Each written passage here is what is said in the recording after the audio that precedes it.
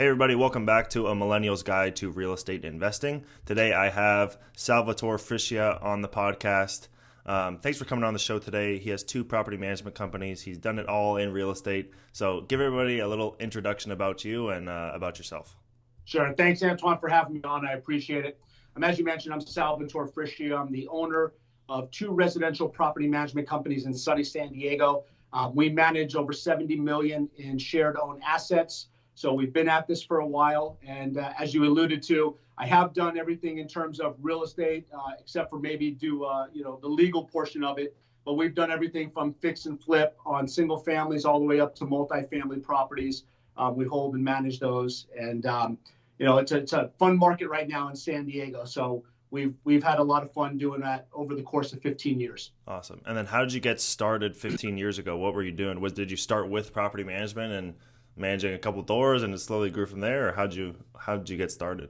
Sure, that's a whole nother podcast. But honestly, I started out like a lot of people. I started out as just a real estate agent, and then progressed up to a broker, owned brokerages, and then realized that really didn't suit me. And I was more of the numbers guy, more analytical, wanted to be involved more in the real estate investing side of it. So progressed into property management.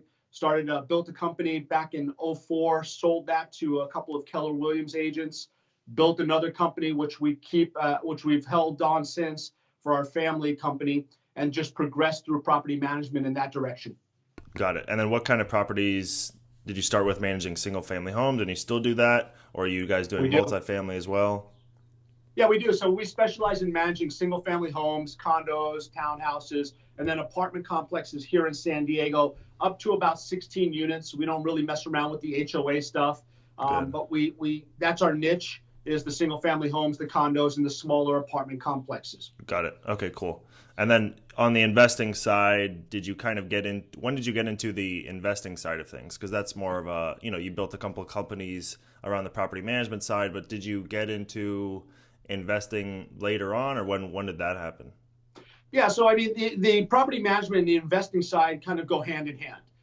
We've benefited from majority of our investments because of the relationship we've had with rental property owners who no longer wanted their asset or wanted to offer their asset at a price that was something we couldn't pass up. So they coincided. We started off with single family homes here in San Diego. And then, through the course of time, as the market ebbs and flows, we were able to pick up different assets that made sense for that portion of the cycle. Yeah. And then, we're not only on one side. If a single family home represents itself as something that can make sense in today's market, we would be interested. Same thing with the multifamily property. Got it. Okay, cool. And then have you ever ventured into out-of-state investing, or have you stuck to everything local San Diego? Absolutely. We did a lot of fix and flips in the Phoenix area not too long ago when their market was just starting to get going. We sold off a lot of those properties. Wish we hadn't. That market's really hot right now.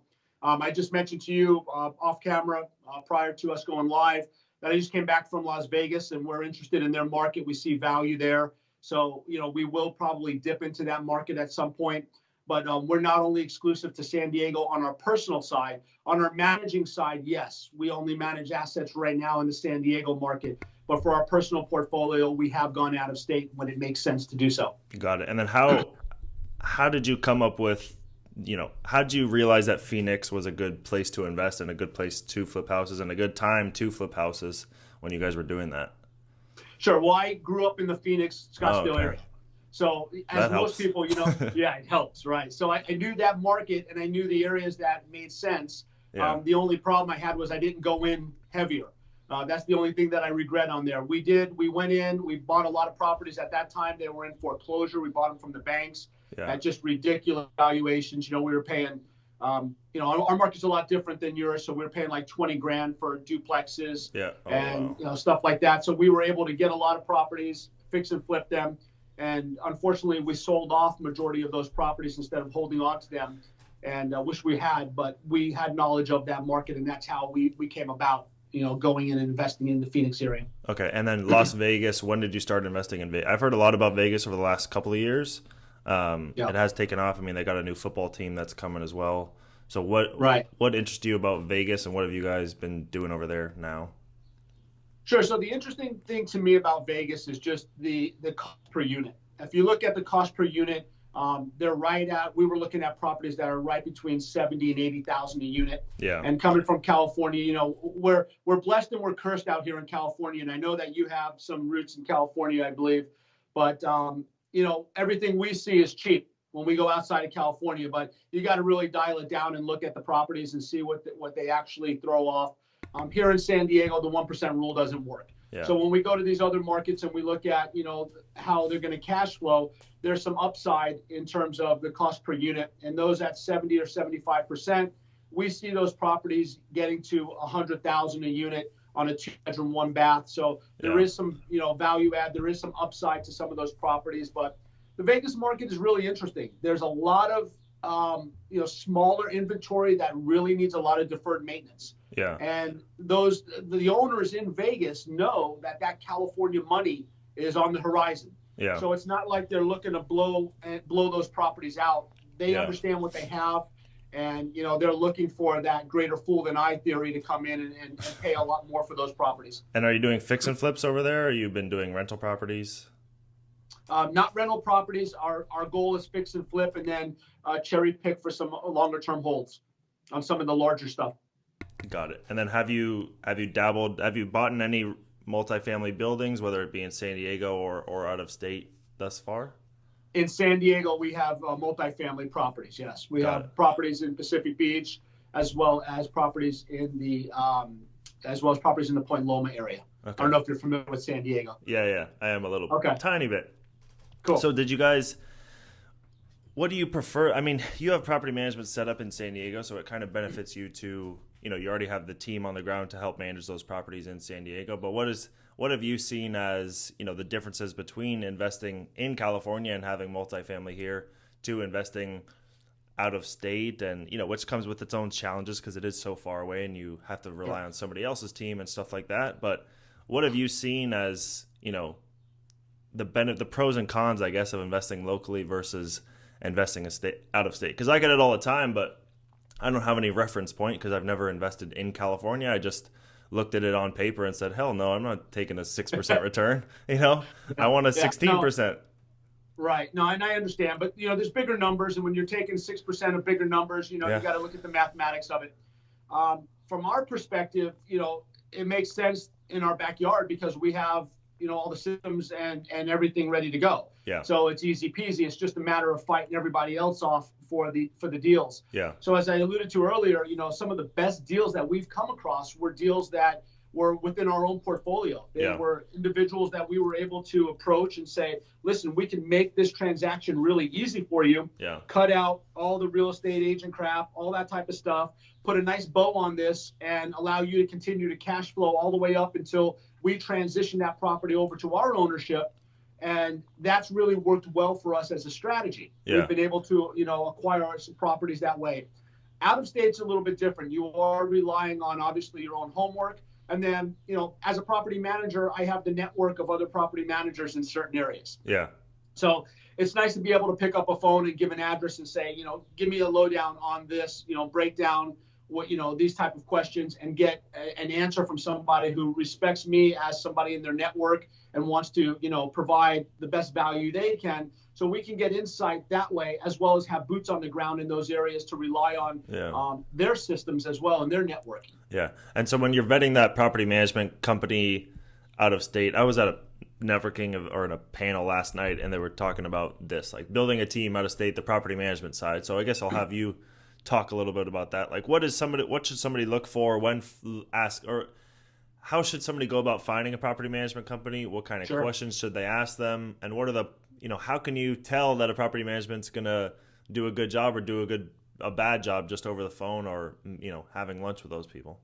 Absolutely. And I love that. And this is the reason why we're together here today. When I saw your Instagram post on April 3rd, you posted a great post that I believe, let me see here, let me get it right. Questions to ask property management companies. Yeah. As somebody who's property management social media pioneer and really in tune with a lot of this stuff, when I saw that, I was excited because you don't see a lot of real estate investors acknowledge that a strong property manager is an integral part of their team. Yep. So when I saw you posted that, I reached out immediately and said, hey, I'd love to dive a little bit deeper. You were open to it, and here we are.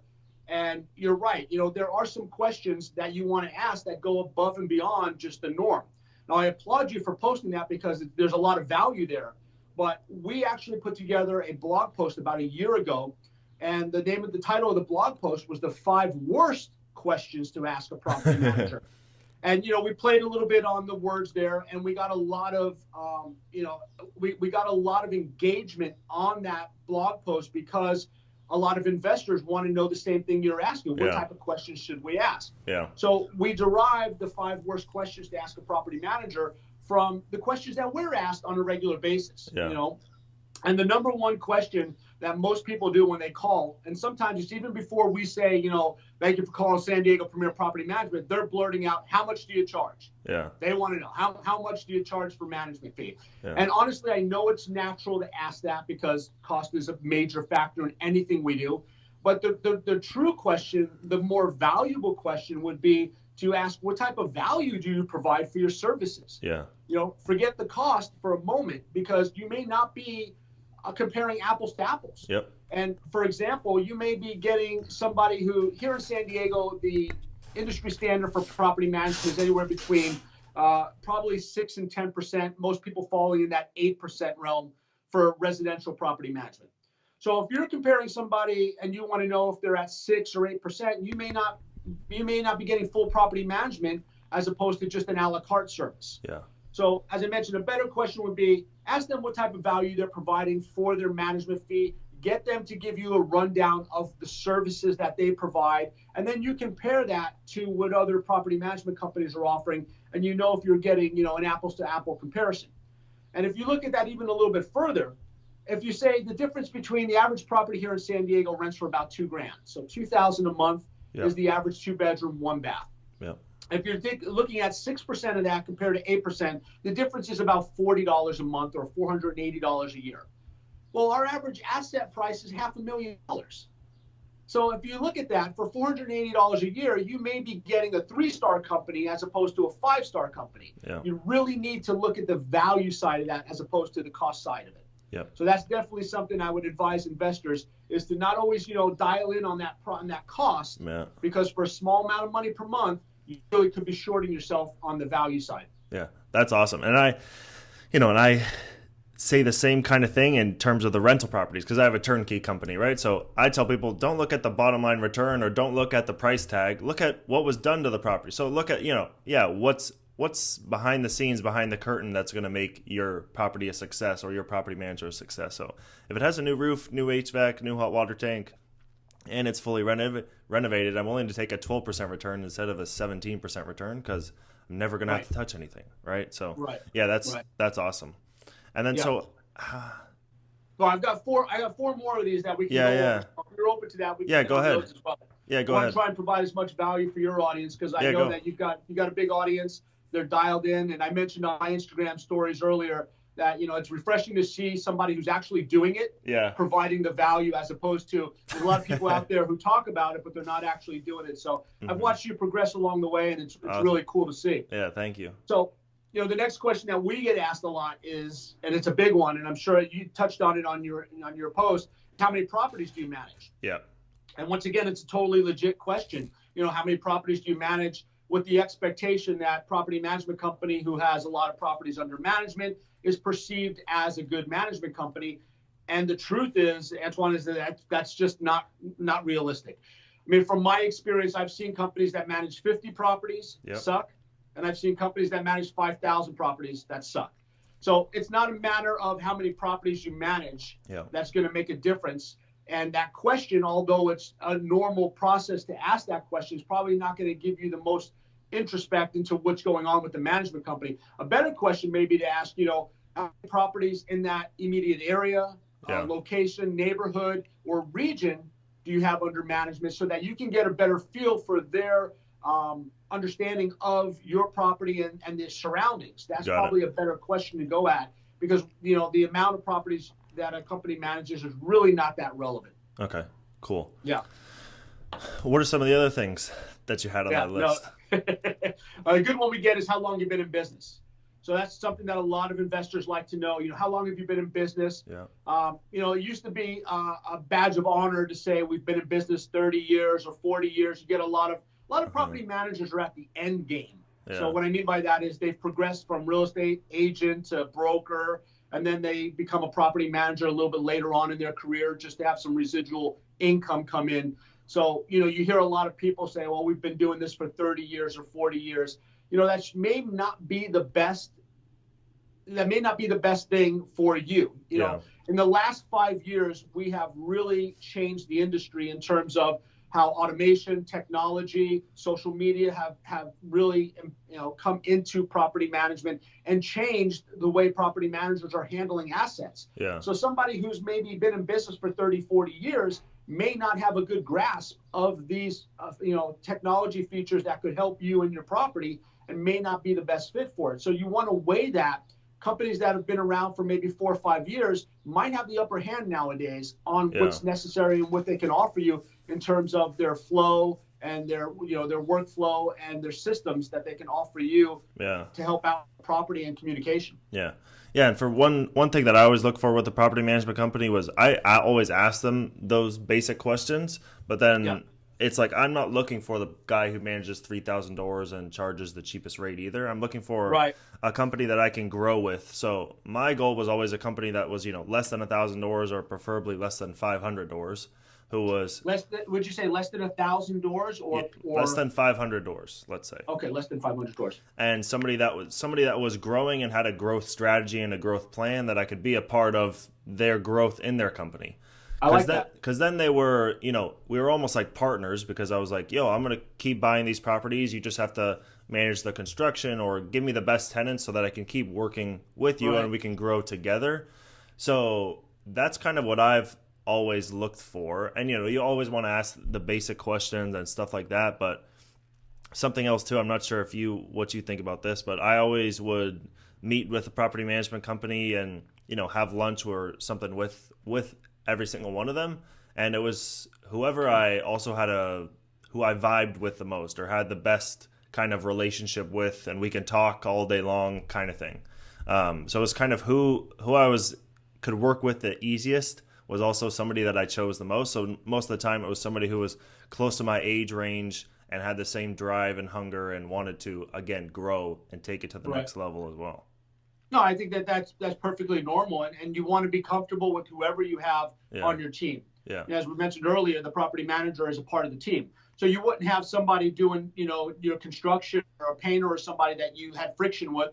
You would want the same thing with a property manager. You want to definitely have somebody who you can relate to and understands, your goals and what you're trying to aspire to do. So absolutely. And there's a lot of times where on the flip side, as a property manager, it's strange that when I tell people this is we turn down more people than we probably take on. And maybe that's because where I am in my career as, owning these companies, but we don't, there's something called the cycle of suck.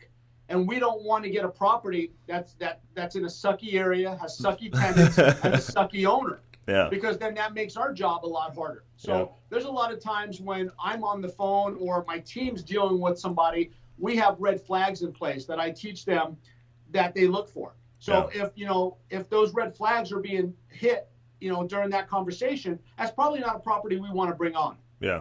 We don't want to babysit the owner as well as babysit the property and babysit the tenants. So there's a lot of that goes back and forth on both sides. We're evaluating the owner as much as the owner's evaluating us. We want people who, also want to take care of their properties, also want to grow their portfolio, all of that type of stuff as well. So I can totally relate to, what your position is having somebody who's, part of your team and you can relate to and understand your goals and aspirations. Yep, absolutely. And then so what would you say is the best way or one of the best ways to find a good property management company to work with, especially on the out-of-state side? Because you're absolutely. Not local. You got to look at reviews. I mean, a lot of people, you got to look at reviews. You got to go online. One of the questions I would recommend an investor or somebody who owns a portfolio to ask a property manager is, what's your online rating? If they don't know immediately what their online rating is, they're not paying attention. I mean, that's just the truth. That's the holy grail for us. Yeah. So whenever I'm looking at that every single day, I want to make sure that whoever's reviewing our companies that we're not getting anything, bad, because I know the effects that it can have on my business. So it's important for me to put the measures in place as a business owner, as an entrepreneur, to make sure that we're providing the right service that brings in those 5-star reviews. Yeah. So if you ask a property manager what's your online rating and they stumble, they don't have a clue, that's a red flag. Yeah. That's somebody who's not aware that Google, Yelp, and Facebook have power over people in their decision-making factor. I mean, I know when I go to do something, like I mentioned, I know when I go to do something, I look at the ratings of hotels, resorts, all that stuff, and I want to know. And if I see that there's a heavy flow of 3s or 3.5s, I'm probably going to pass. Yeah. And in our industry, that is big. So I would definitely look at your online rating and look at those Google, Yelp, and Facebook ratings. Okay, good. And then let's say I find a couple good companies that have some good ratings, then what questions should I get on the phone and just cold call them and tell them about me and what I'm trying to do? And what questions should I ask those people? What's the next step if I find a couple good companies in my market? Yeah, so that's a great approach. That's one way to do it. And like we mentioned earlier, find out the value that they provide for their services. Find out if they're managing properties in your immediate location. Yeah. You want to find out their online rating. Also ask them for their top 3 social media handles. Property management company, where are they on? Hopefully the gold star response on something like that would be that they have an Instagram, Facebook, and YouTube page. Yeah. That comes into play not because they're trying to be vain, but because that shows that they have an upper leg in terms of their marketing. Yeah. So we're using all of those platforms, and we're banging those platforms hard for our marketing. And unlike a lot of other property management companies, we're getting results from that. We're exposing ourselves in the marketplace, and your properties are being exposed as well. So that's important if they have understanding of how to use those social media channels to expose your property and get the best tenants from that. Yeah. Oh, that's interesting. Yeah, I mean, I feel like most property management companies in the Midwest are not going to have all of that technology and all that kind of stuff. But like one thing that we do, it's kind of like that differentiating factor between one property manager to another, right? So for me, the property management companies that I chose, they're the only property management company who will go and take professional photos of a $700 single family home rental property.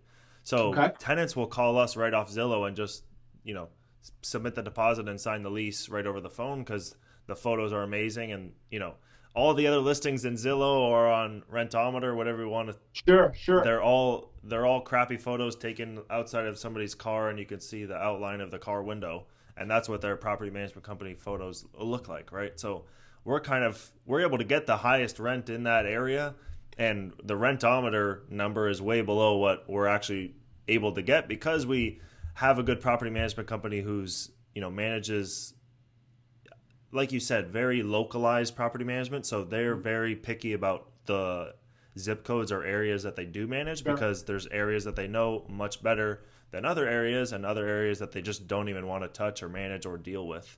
And they know how to get the highest rent in those areas because they take the extra step and do the professional photos, clean up the house before showing it and stuff like that. Sure, and all that just reminds me of what we're talking about is that they understand the importance of marketing. Yeah. Whenever you're marketing anything, you want it to look its best. Yeah. So you're right. So in the sense of going out there and paying, $50 or whatever for a professional photographer to go out there and take, 8 to 10 pictures of that property now puts you above your competition. And like you mentioned, you're having people submit applications based on those awesome pictures that are being put out there. So that's just another form of marketing, whether it's through social, Facebook, Instagram, or YouTube.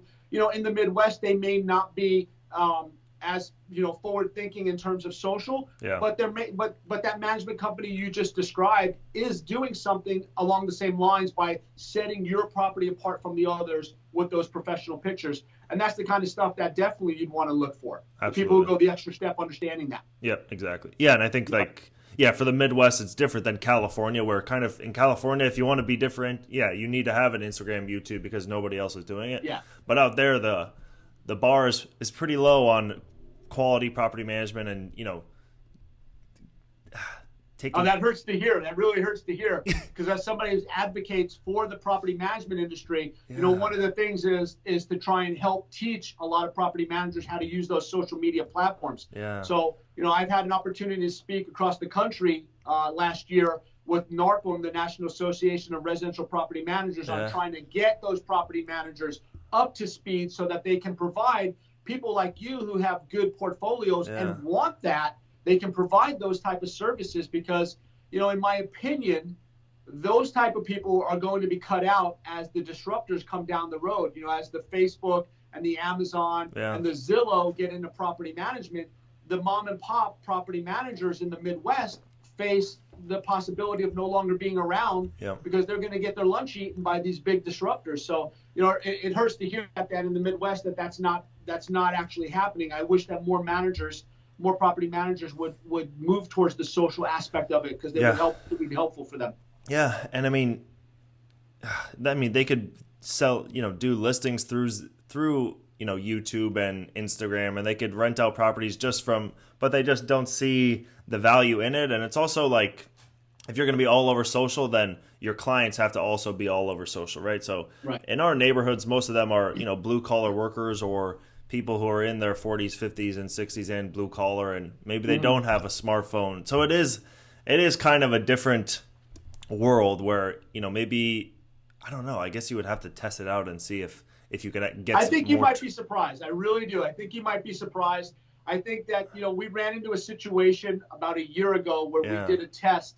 We had a property in a 55 plus community, and my team thought I was crazy to run a Facebook ad on this property. And we did.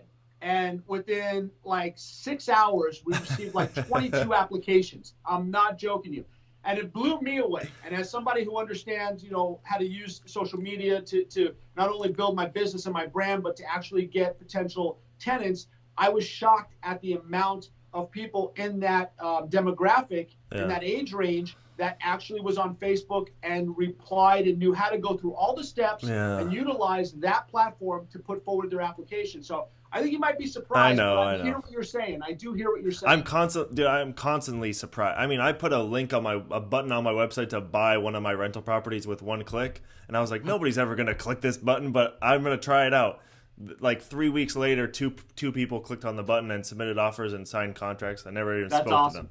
So that's what I'm saying. Like, you got to constantly be testing and, testing a bunch of different platforms, testing a bunch of different content types. And yeah, you're right. It may work, and you may get the type of tenant who's now is on their smartphone or on the computer and has, internet access. And then those people are moving into your property and they may not have blue collar jobs anymore. They, maybe you may be only targeting the blue collar people because you don't have that technology aspect with your marketing or your property management company as well. So, yeah. Yeah, well, I think if you're in a position to have it or not have it, I think it only makes sense to have it, in combination. Yeah. So if you were looking at a property management company that offered that in addition to the normal services you're used to getting, it would just be a bonus, in my opinion. And it would be a way for a property manager in the Midwest to set themselves apart. Yeah. I would definitely use it as marketing because I think that you would get, younger people who are now getting involved in real estate investing to see that aspect of it as a bonus. Yep, I agree. Yeah, and again, like many of the property management companies, just the small things. And you can go on Zillow and look at all the rental listings, and I'm still blown away. Like, how are they even renting out these? There's not even a photo. It's just call us to book an appointment. It's like, even if you just bought the new iPhone or even an older iPhone and just went and took some photos, it'd be better than having nothing up there. I don't care about putting your watermark or anything. Just make the place clean and nice, and then go and walk through and take 20 photos and up. You could do everything through your phone. But yeah, I mean, you're right. It is scary that, there's so many mom and pop property management companies that just are not doing that. And it's the little things where the mom and pop actually has the advantage because they have a smaller portfolio. They can handle it. They can do little cool gifts or, give their tenants on their birthdays gift cards and stuff like that. Whereas the huge property management companies, it becomes a little bit more difficult because now you got to spend a lot more money for all your tenants to do those little things that are going to, differentiate you from the competition. That's interesting that you say that. And I'm going to give you a little pushback in a good way on this. Okay. One of the questions we get asked a lot is how many employees do you have? With the expectation that a full staff of many employees implies that you are, a thriving company and you're robust and you're going to be able to handle the property appropriately with a lot of different a lot of different sections of your company being able to handle. And the truth is in the last probably 3 to 5 years, the companies that are working through attrition and that have minimized their staff actually are doing a lot better. And the reason for that is just through automation and system and workflows. Yeah. So what you will notice is that some of these companies that have a corporate structure are probably not as nimble as some of the companies that are using really good software-based, property management software and utilizing systems and workflows to be able to handle properties a lot better. So that's interesting that, you look at that, the transition. The larger companies are now able to cut down on cost overhead for, a lot of property managers and in-house this or that by using technology. And they do have the funds to offer more options to tenants and options to rental property owners. Yeah, interesting. So I think that's turning a lot in the last 3 to 5 years. Due to the technology. Yeah, because there is, what system do you guys use for the property management side? Sure. So we use a system called Buildium. Buildium is probably the number one property management software company in the world. And we use them to really fine tune our systems. Yeah. And, as I mentioned earlier, a strong property manager should be able to manage between 100 and 150 properties. Yeah. A strong property manager utilizing today's technology. Now, that may not be the case for somebody in the Midwest who's, antiquated systems or maybe not using software or not using their iPhone, that type of stuff. That may be a heavy workload for them. And that might have a burden on the results you get for the type of tenants or the way that property, that asset is being handled. Agree. So, once again, that technology comes into play and really can streamline how a business runs its operation to the benefit of the investor. Yeah, I agree. Awesome. Yeah. All right, cool. How many doors do you guys manage in San Diego? So we base it down by our portfolio. So we're at 70 million right now and growing in terms of our portfolio. That breaks down to right around, give or take, we sell about 14 properties a year. We're right around the 200 to 225 property point, depending on which assets we sell. Got it. Okay, cool. Yeah. Have you guys ever used Appfolio? Absolutely. Well, we haven't used them, but I'm well aware of them. Actually, the Appfolio rep will be out here in San Diego. We're going to do lunch next week. So, I know all the software companies that are at the top of their game, and the stuff that they're rolling out, the features that they're bringing out, they're constantly innovating. Is really good. Yeah, and that's a cool thing. So most of my property managers are using Appfolio. And then I was with him a couple days ago for dinner, and he was like, and it's great because they keep sending updates, and then all I have to do is click update on my system. It just automatically updates, and now, I have this new cool feature that I can share with my owners, or it helps take this whole burden off. So they're constantly updating and innovating and stuff like that as well. Absolutely. To help make property management more seamless, where you don't need a huge staff of people, and somebody from their iPhone can handle all the maintenance requests in one day. Because it must be insane managing that many doors. He has, I think this property management company manages 300 doors, and he was like, if you go into my Appfolio, it looks like Mayday in there because there's all these maintenance and ticket requests that one person has to go through, and it's they're getting 60 of them a week that they need to go and do all these repairs and, little tiny things, but still you have to dispatch somebody, collect the invoice, do all that kind of stuff. Yeah, there's definitely a flow to it. You're absolutely right. When you start getting into volume, that comes in hot and heavy, and you got to have systems in place to be able to handle it. Otherwise, like the mom and pops, you always hear of the term burnout. Yeah. A lot of those property managers get burnt out, and then what they do is they stop, corresponding with their owners, and you can see the progression of when people start getting burnt out, their service declines rapidly. Yeah. And I hear this from a lot of people that we get a lot of properties from. They just say, my manager just stopped communicating with us, or we couldn't find them, or we didn't know what was going on with our property. So having the systems in place, having the ability to use technology and these software companies that are always innovating is really helpful for today's property manager. And I go one step further. I say you absolutely need to have that in your business. Otherwise, you will no longer continue to be relevant. Agree. And I say that cautiously to a lot of those mom and pop companies out there. Agree. Yeah, I agree. Yeah, and even for us, the beginning of the year, we just upgraded our CRM, and now our CRM for $100 a month extra, the 100 emails I was sending a day are now all automated. Now I just click a button and yeah, I mean, Best money spent. it's Absolutely. yeah, and it's incredible. And yeah, you have to spend the time learning and getting on the phone call with Zoho and having them walk you through the CRM and all that stuff. But Yeah.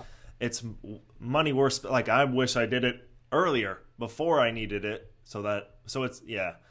Yeah, so you can Technology- spend more time actually finding assets Exactly. instead of returning emails. Exactly. And now I can click one button and move a property from under contract to, under construction, and then it sends off 15 emails to different people and, to get the insurance, to let property management know we closed the property, right? So all those Right. emails last year I was sending manually, and now it's for $100 a month, I have a clone of myself. So it's Yeah, the incredible. automation is awesome. Yeah. Automation is awesome. Yeah. But I bet it's the same thing for those, those property management tools as well, because there's still a lot of automation that can be done. So, when a new ticket comes in, automatically send to whoever it is, right? So, Right. yeah. And it also allows us as a management company to deal with the things that are really important. So, Yeah, for example, exactly. like when we have a water-related issue, to me, that's a major issue, and that's something I usually get involved with because I can understand the damage water causes. So whenever we have a water-related issue on one of our properties, it allows me and my team the time to actually physically go and do the visit of the property Yeah. and, not be rushed or worried about having to head back to the office because we have this ridiculous workload that's going on. It really allows you to focus on the aspects of the business that are important to Yeah. investors like yourself. You want to make sure that your property is being handled appropriately when there's something that's serious going on, as opposed to, just a minor maintenance thing that's, a $60 or $70 repair. So that's where it really comes in to benefit us as a company, as well as allowing us to provide that value to the client that they're expecting. And in return, we get those good reviews, and that whole cycle circles itself and allows us to perpetuate ourselves to the higher levels of, Google and whatnot, so that we can get more business. Exactly. Yeah, and referrals are the best business grower ever. So if you do Absolutely. good among people, they're going to refer other people who are going to help you grow your business too. Yeah. That's it right there in a nutshell. Is you still got to be good at your business, and you still got to be people minded and be able to do that. So the automation is important, but the automation is not going to make a poor system better. It's going to make a poor system more magnified. Yeah. You need to use the automation to make yourself more available and Exactly. more personable to your clientele. Agree. Yeah. Awesome. Cool. Well, thank you so much for coming on the show and talking about property management. First property manager on the show. Congratulations. Hey, there we go. I like being the first. Good deal. What's the best way for people to reach out to you if they have more questions to ask you about property management or about other things?